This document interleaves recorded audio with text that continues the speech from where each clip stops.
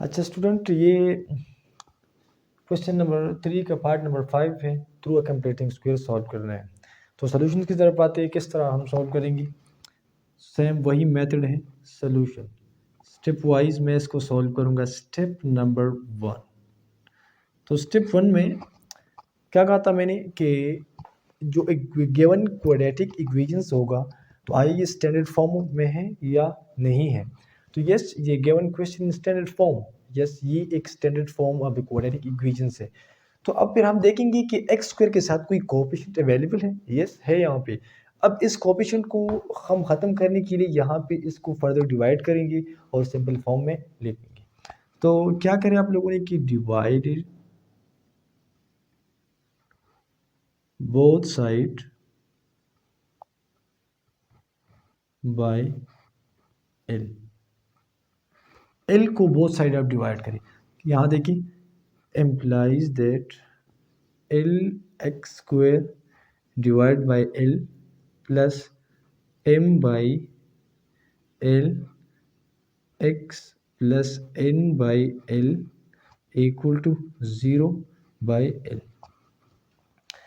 Right, अब यहाँ पे इसको मज़ीद आगे सिंप्लीफाई करें तो यहाँ से ये दोनों कैंसिल।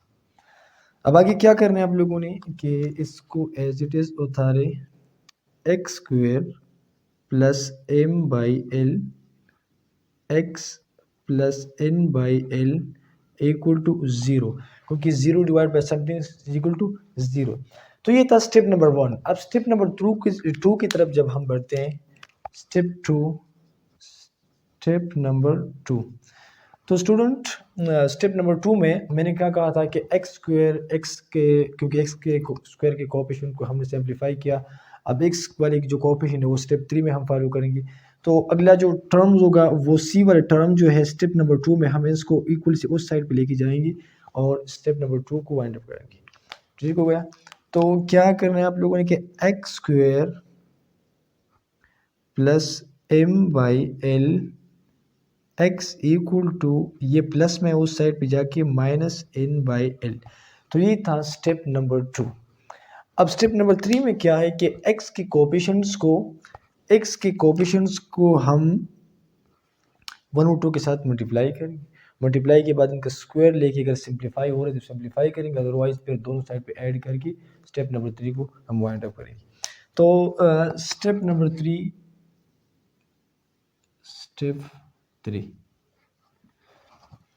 जो x का कोएफिशिएंट है, तो यहाँ पे x का कोएफिशिएंट यही है। अब इसके साथ 1 और 2 को मल्टीप्लाई करें और मज़ीद इसको सिंप्लीफाई करें। तो मैं यहाँ पे एक जनरल स्टेप लिख रहा हूँ कि m by L multiply 1 by 2 का होल स्क्वायर। तो m को 1 के साथ तो m equal to m divide by 2l और ये होल स्क्वायर। इस फॉर्म को दोनों साइड पे इस इक्वेशन के साथ ऐड करें और स्टेप नंबर 3 को वाइंड अप करें। तो implies that x square plus M by l x equal to, sorry यहाँ भी ऐड करें, इस स्टेप में करें, plus M by 2 time of l whole square equal to, अब क्या करना है आप लोगों ने, minus N by L plus M by 2 time. तो m बाई 12 को फर्दर मैंने दोनों साइड पे ऐड किया। अब ऐड करने के बाद इसको सिंप्लीफाई करें। एक्स स्क्वायर, अच्छा ये होल फार्मूला है, फार्मूले को जो है लेफ्ट हैंड साइड लेके X plus M by 2 time of L का होल स्क्वायर इक्वल टू, मजीद सिंप्लीफाई करें, minus N by L plus यहाँ ये स्क्वायर इन पे भी है तो एम स्क्वायर और यहाँ पे 4l स्क्वायर, क्योंकि स्क्वायर को मैंने ख़त्म किया। अब आगे क्या करना है आप लोगों ने, आगे ये है कि मज़ीद सिंप्लीफाई करें x plus M by 2 time of L का होल स्क्वायर इक्वल टू, दोनों एलसीएम ले, एलसीएम यहाँ पे इनका एलसीएम क्या आएगा, 4l का स्क्वायर। दोनों एक टेबल पे जा रहे तो आप लोग का एलसीएम की ग्रेटर वैल्यू आप लोग का एलसीएम होगा। तो स्टार्ट में जो मैंने कहा था कि एलसीएम के ऊपर जो नोमिनेटर हो ठीक है, उनको इसी तरह एज इट इज़ उतारें, जिस तरह की एम स्क्वायर हो, इसमें कोई चेंजिंग नहीं आएगी। और प्लस अब क्या करना है आप लोगों ने कि इसको आपने क्या करना है, या तो इनको ऊपर और इनके कोएफिशिएंट को साथ ऐड करके इनके साथ मल्टीप्लाई करें। अगर ये नहीं करना है, एक टेक्निकल पॉइंट है, तो क्या करना है कि इस एलसीएम को 4l स्क्वायर को डिवाइड करें एल पे, इस एल पे डिवाइड करें तो यहाँ से ये एक एक ख़त्म, मेरे पास क्या आया 4l आया। ठीक हो गया। अब इस 4l को जब मैं n के साथ मल्टीप्लाई करूँगा तो मेरे पास इस तरह की टर्म आएगा -4nl। तो मज़ीद इसको सिंप्लीफाई करें। अच्छा, और सिंप्लीफाई नहीं हो रहा तो ये था स्टेप नंबर 3। अब स्टेप नंबर 4 में हम क्या करते हैं कि दोनों साइड पर रूट लेके इसको हम क्वेश्चंस को वाइंड अप करते हैं। तो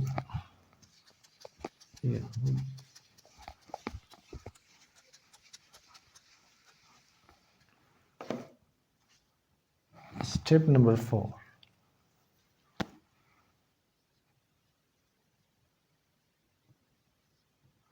स्टेप 4 में दोनों साइड पे आप लोग रूट लें, x 2l, यहाँ भी स्क्वायर ख़त्म किए स्क्वायर रूट और -4nl plus m square divided by 4 time of l square, यहाँ भी आप लोग तो यहाँ से दोनों कैंसिल। अब आगे क्या करना है आप लोगों ने, implies at x plus m by 2 time of l equal to, इस पे सेपरेट करें m स्क्वायर को, आप इस तरह भी लिख सकते हैं m स्क्वायर, ठीक हो गया, -4nl, इनको मैंने पहले लिख कर इस पे बाद में लिख लिया आप लोगों ने।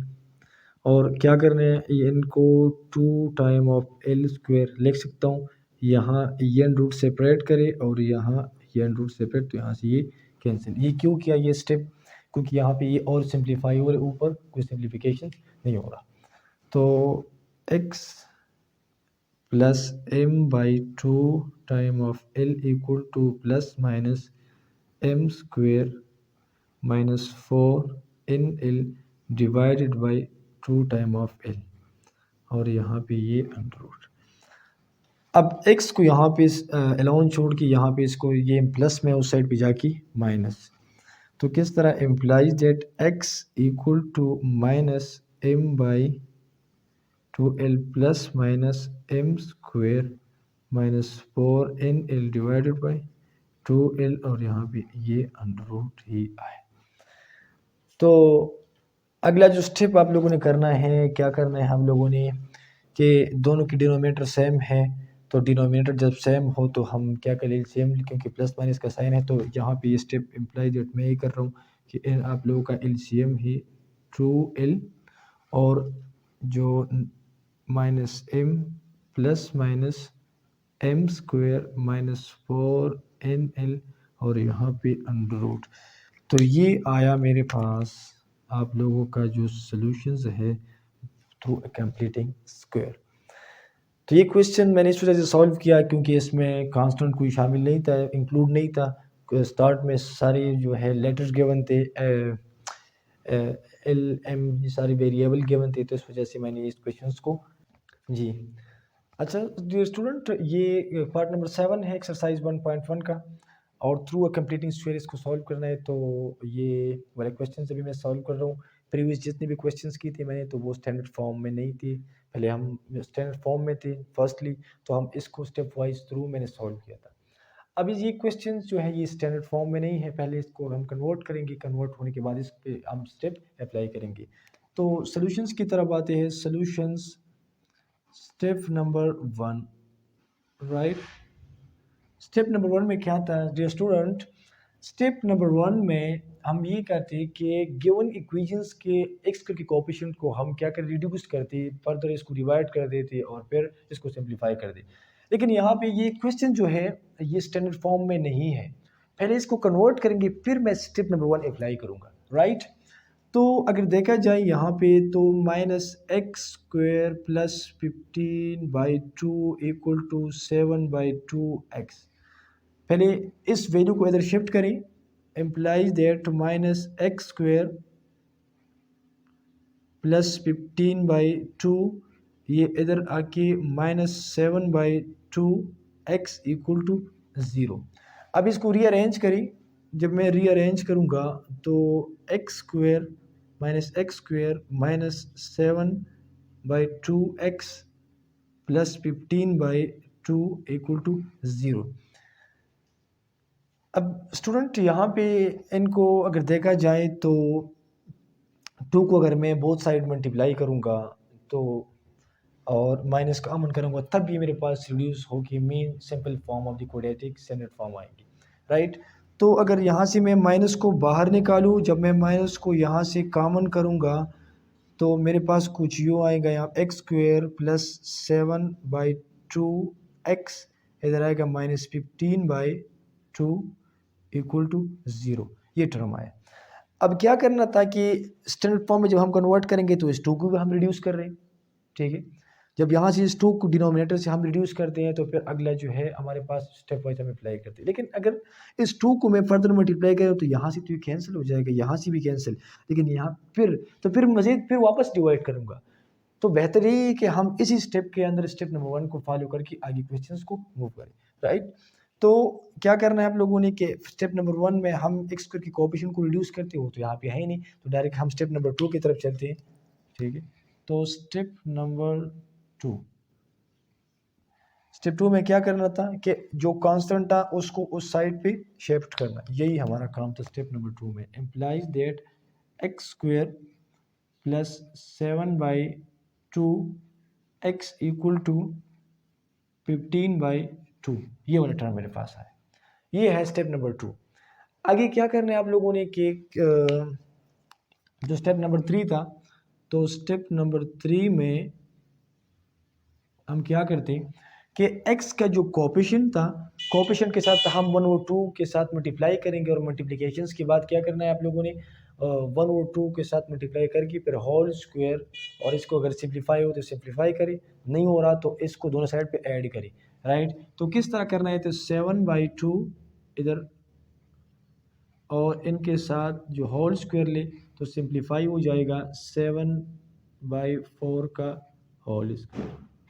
तो 7/4 को दोनों साइड पे ऐड करी, क्या करना है ऐड करी, तो implies that x square plus 7/2 x plus 7/4 का होल स्क्वायर, और यहाँ पे 15/2 प्लस 7/4 का होल स्क्वायर, दोनों साइड पे मैंने ऐड किया।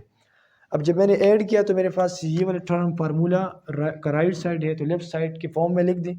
किस तरह लिखना है आप लोगों ने कि ये ए और ये बी वाला टर्म, तो A square plus B square plus 2ab, तो मैं लिख सकता हूँ कि x प्लस 7/4 का होल स्क्वायर इक्वल टू, अब इसको मज़ीद सिंप्लीफाई करें, प्लस 7 का स्क्वायर 49 और 4 का स्क्वायर 16, इन ब्रैकेट को मैंने सिंप्लीफाई किया।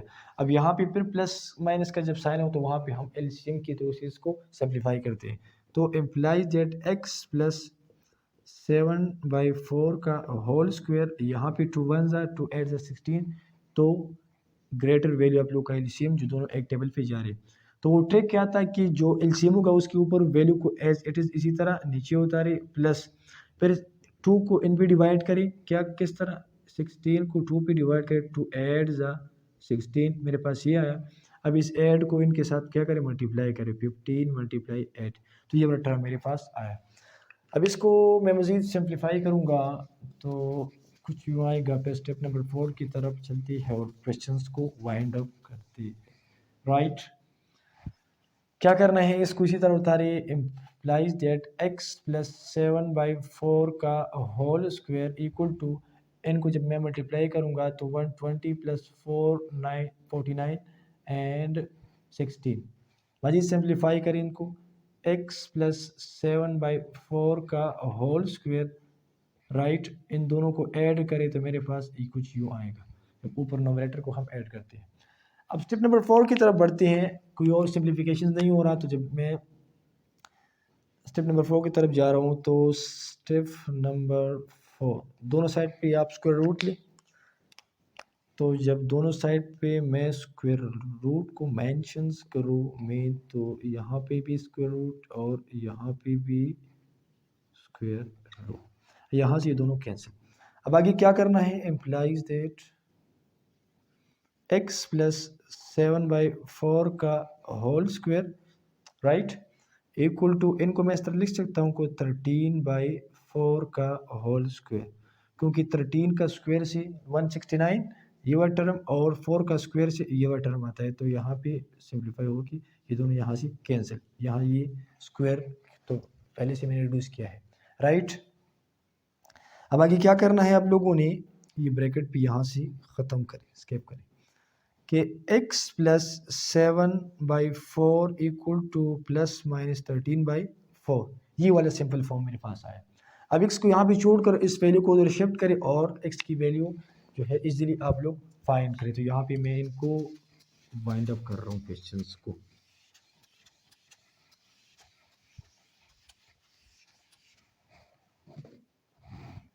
तो x implies that x equal to -7/4 plus minus 13/4।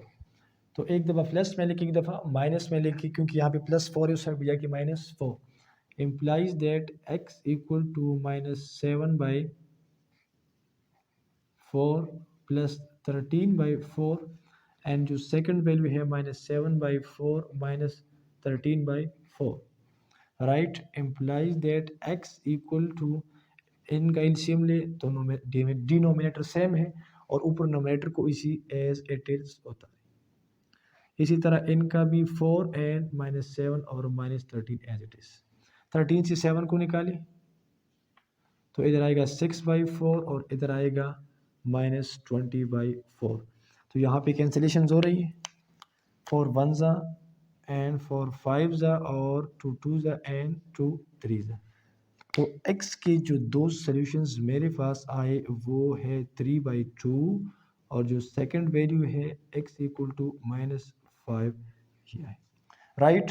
तो यहाँ पे जो आप लोग का सॉल्यूशन सेट है, एक है 3/2 और दूसरा है -5।